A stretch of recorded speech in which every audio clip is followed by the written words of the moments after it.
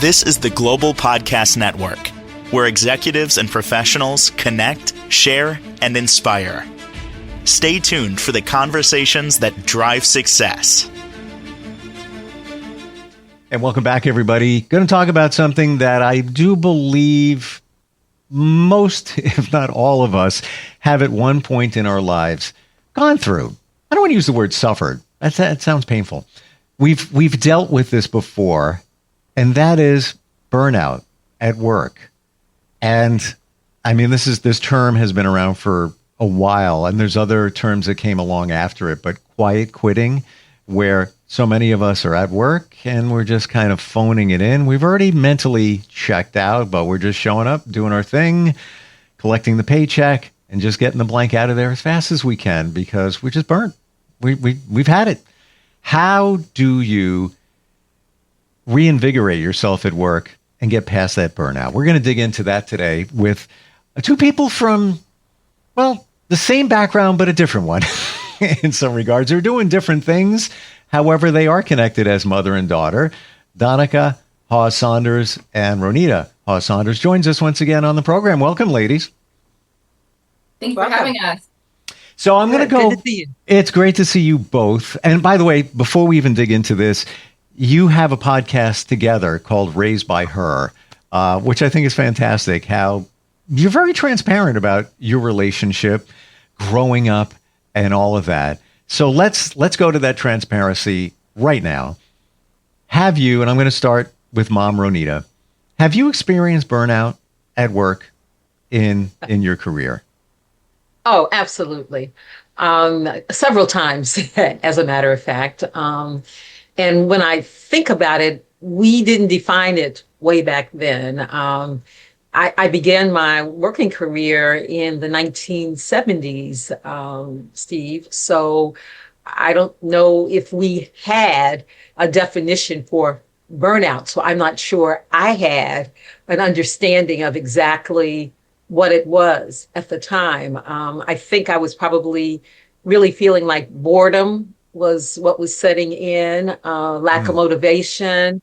But I really believe that I, at that particular time, not understanding what I was going through, began to just look for something else to do. A highly creative industry being in broadcasting. So when I really felt the burnout, if you will, I would take up some ideas and look at some new projects, go talk to my bosses about how about if we try this, or I was thinking about that. Now, generally, when you want to add more work, there's a positive attitude that the supervisors would have towards the idea of increasing the workload if you're willing to do it. So that's the way I began when I was just breaking out into the profession of broadcasting.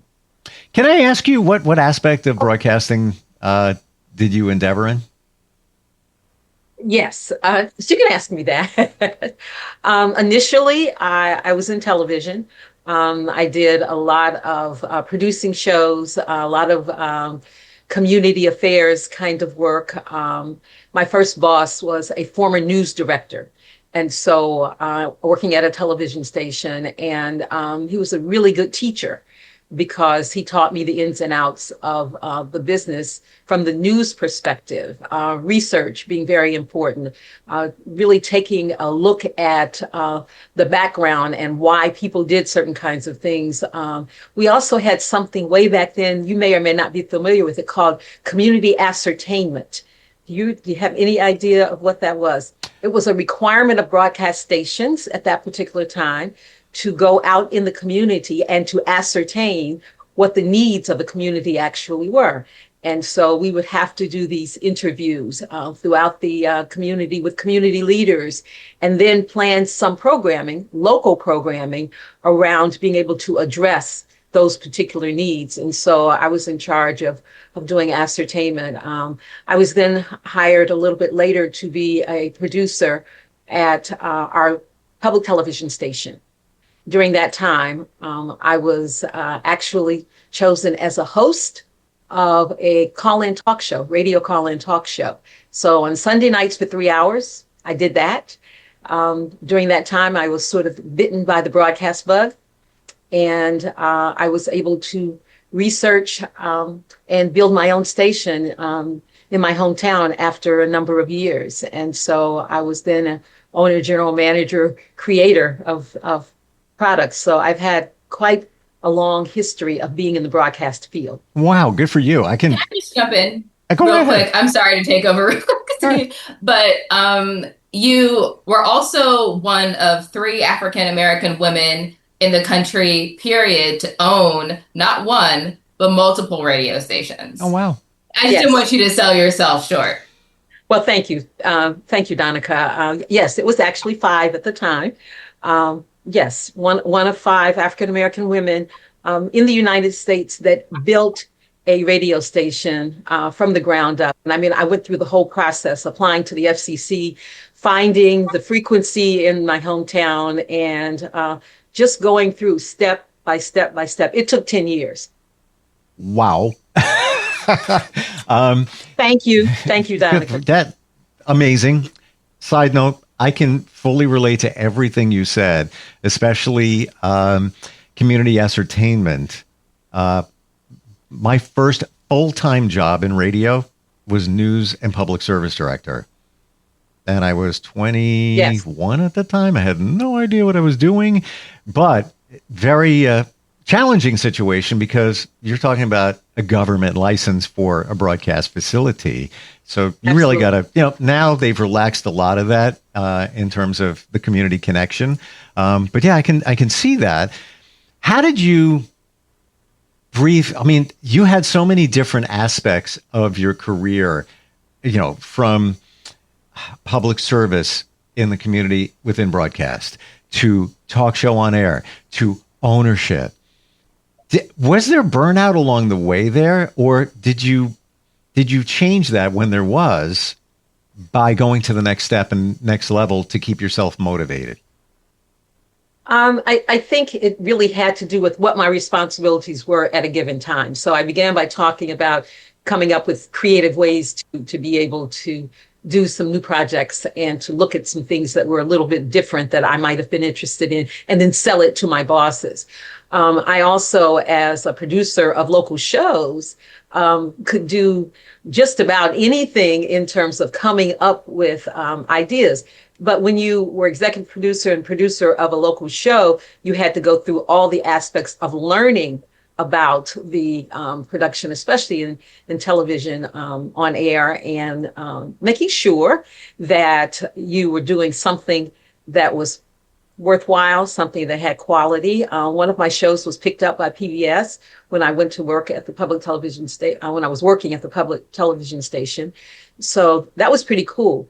But this is a time in America when African Americans were not really engaged and involved in broadcasting across the board. And so it was pretty unique for us as African American women to even have a voice, have a presence, or work our ways into management. So I always say that I came into it at a time that gave me an opportunity to do many things. But by the time I decided to build my own radio station and to be able to move forward in that direction, the industry had changed quite a bit. I was now focused on radio and not television. And so I handled burnout differently as the president and general manager of my company. I'm detecting that you navigated through burnout by keeping it fresh. Would you say that that's accurate? Keeping it fresh, yes, I think that's accurate. I also think that that creative side that we as broadcasters have, that need to be able to not only stay busy, but keep busy. So coming up with ideas to motivate the people you're working with, I think is good. Broadcasting is a team. It is a team approach. And so everything that we would do, there would be other people involved. So I can tell you, sometimes it would be, let's do a retreat. Let's get together as the production team and spend some time together creating and planning. Let's see what it is that other people are interested in. And then we together would decide to take an idea to the powers that be. I loved the idea of coming up with something new and exciting, and the public responded to it. It was a really cool opportunity to be able to do that. I truly believe that do things that you're passionate about. My very first job in terms of helping, and I wasn't a producer then, I was one of the assistant to the assistant to the assistant, and it was a cooking show on television. And so it was first thing, and it was live TV, way back when we were doing live TV. First thing on a Saturday morning. So up early, going to the station and working on a cool cooking show. Now today, when I think about how popular cooking is, networks and all these different things, I didn't create that show, but I was very involved in it. But it was a cool idea way back then. So, and a great way to learn. So yeah, it's extremely important for individuals, I think, to come up with creative ideas and be able to motivate the team as well. So not just focused on my burnout, but also focused on the fact that maybe my team needed to have some help and assistance as well. Donica, how about you? Burnout at work? Oh, absolutely. And actually, as you all were having your discussion, I was thinking about when was the first time that I think I truly experienced burnout. And it was when I still worked on Capitol Hill, and I ended up at the doctor's office, and the doctor was like, "You are just literally exhausted. This is a physical manifestation of your stress. You have got to take some time off." And I was like, "Take some time off? Who takes time off? I can't. Give me a pill and let's keep it moving." And she was like, "No, that's not how this works." And that was my introduction into really kind of incorporating what I need in addition to the work that needs to be done into my approach at work. And so I had to implement things like taking the time before I get sick, when I start to feel any type of physical manifestation due to stress. I had to start setting better boundaries, not only with my bosses, but also with my team. So to answer your question, absolutely. And it really changed how I started navigating my workspaces. You said a word I think is extremely impactful for all of us: stress. Stress has to lead to the burnout. And you said you were dealing with that.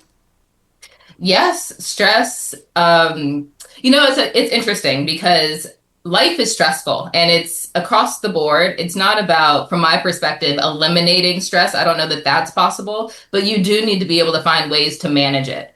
And so I think that's where the tools and the practicalities come in, not to have this expectation of a stress-free life. Although if anybody currently lives a stress-free life, I'd love to, hear from them.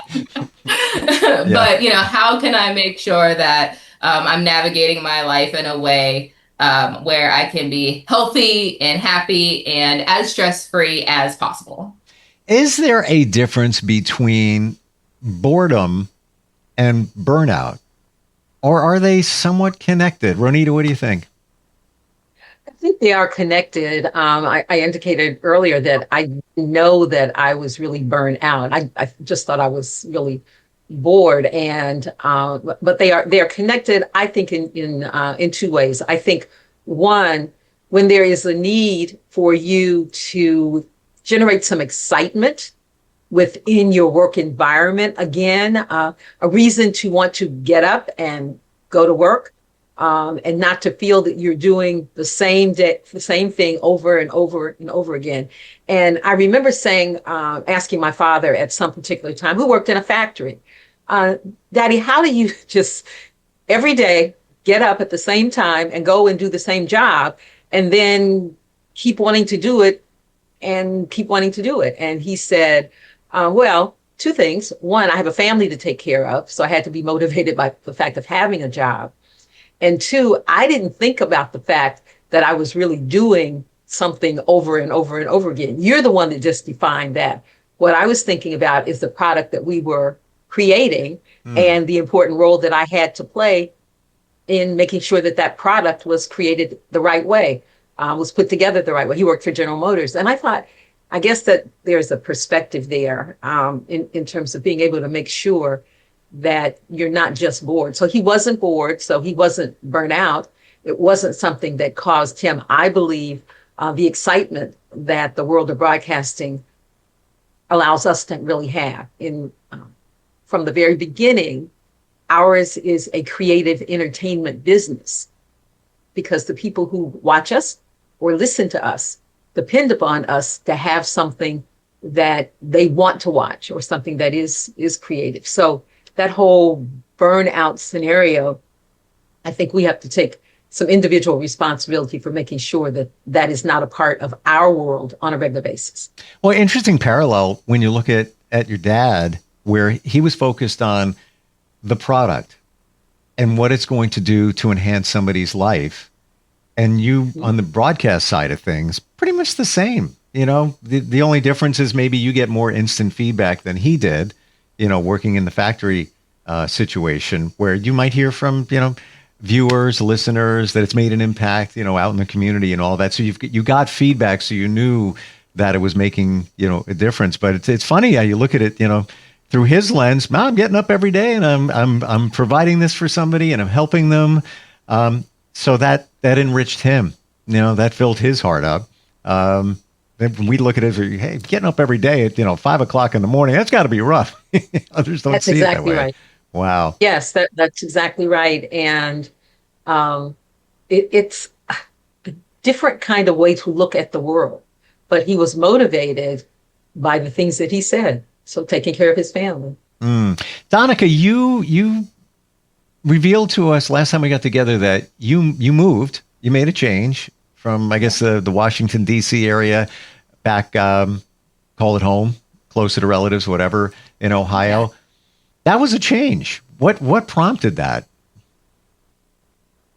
I guess perhaps a form of burnout. So I was working in a multinational corporation, as I had been for the last several years, but I wanted something different.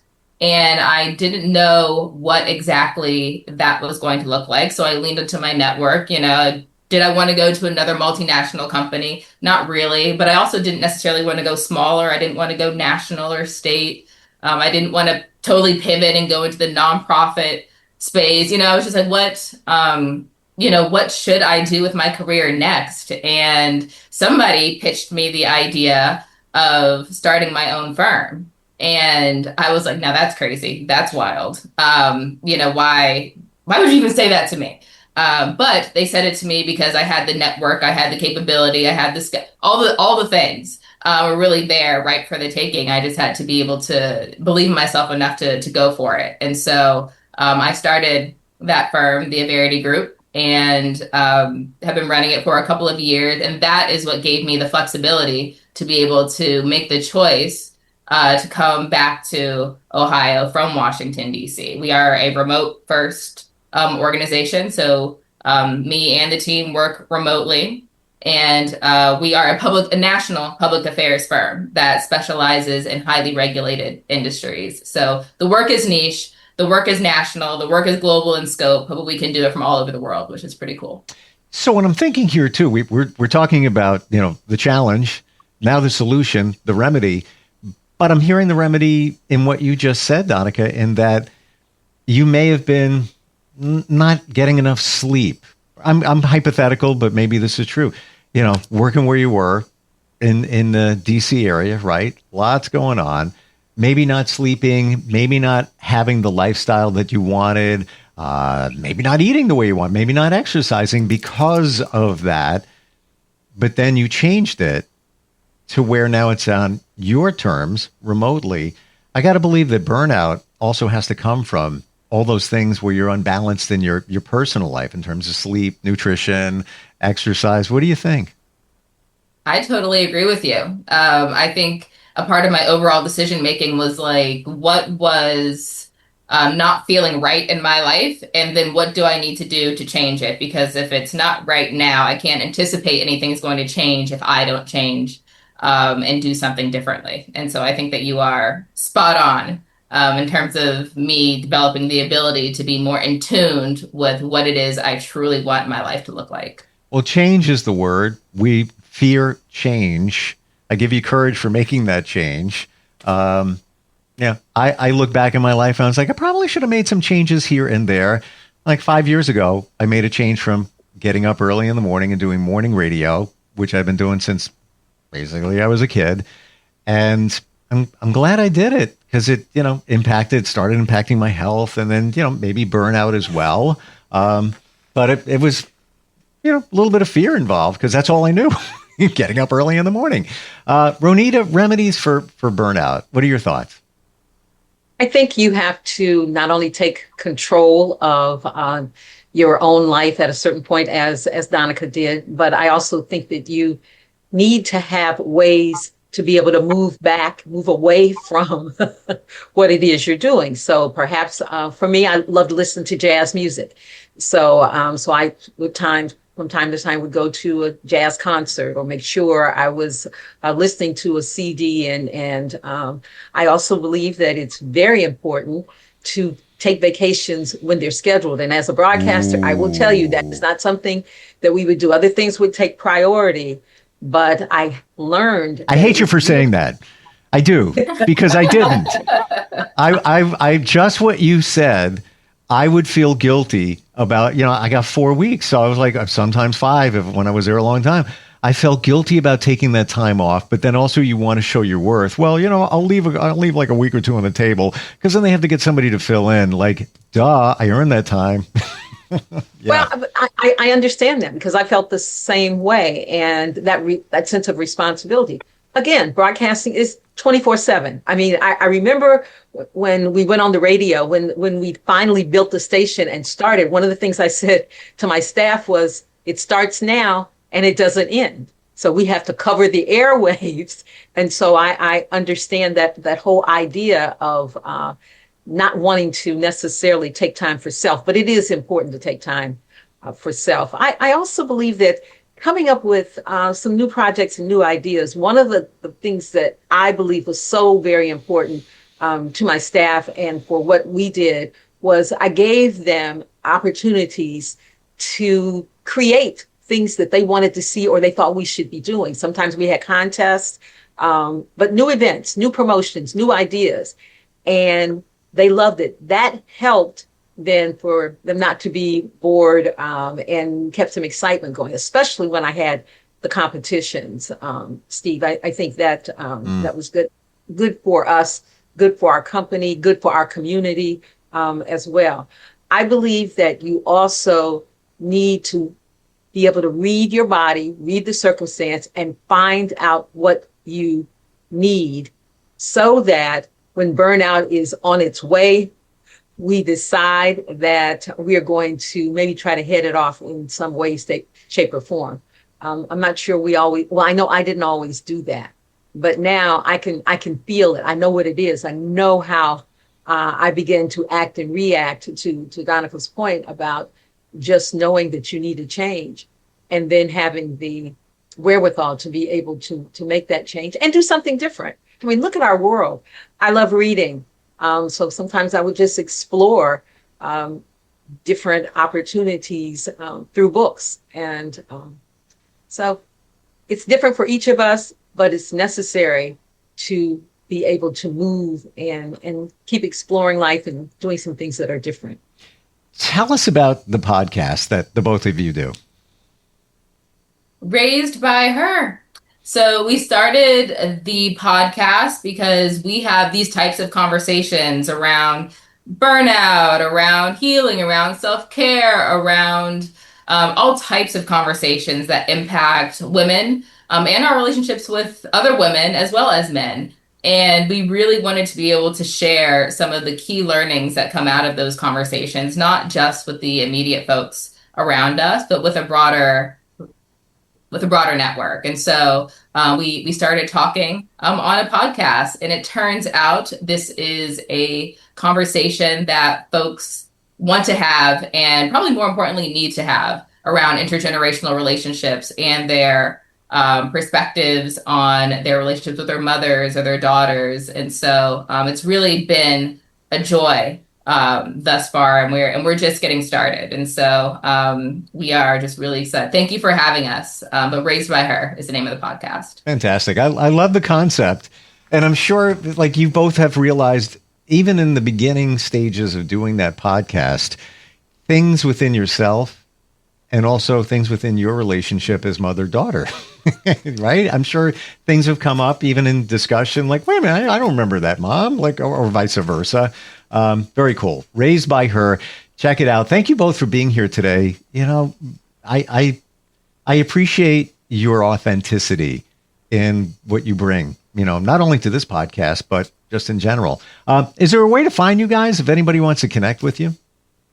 Absolutely. We are on all podcast platforms. So you can listen to us on Spotify, Apple. You can watch us on YouTube. And please follow us on social media. If you can't watch the whole episode, you can see all the clips being loaded to TikTok and Instagram and all the things. Beautiful. Donica and Ronita, thank you so much for being here today once again, and looking forward next time we get together. Thank you. Appreciate it. We'll be right back. This is the Global Podcast Network, where executives and professionals connect, share, and inspire. Stay tuned for the conversations that drive success. Hi, this is Terry Crews, actor, former football player, game show host, father of 5, and all-around big dude. I'm also an expert on drama. I know all kinds of drama. There's the good kind that comes with having a house full of kids. There's the bad kind like season-ending injuries. There's the necessary kind like having an agent in Hollywood. And there's silly drama like the drama around my percolating pectorals. And then there's the drama you can skip. Skip the drama that comes with not having your high school diploma or equivalency. Find free adult education classes near you and finish your high school diploma. Visit finishyourdiploma.org. Or text diploma to 97779. Message and data rates may apply. Reply STOP to opt out. That's diploma to 97779. And leave the drama to actors like me. Brought to you by the Dollar General Literacy Foundation and the Ad Council.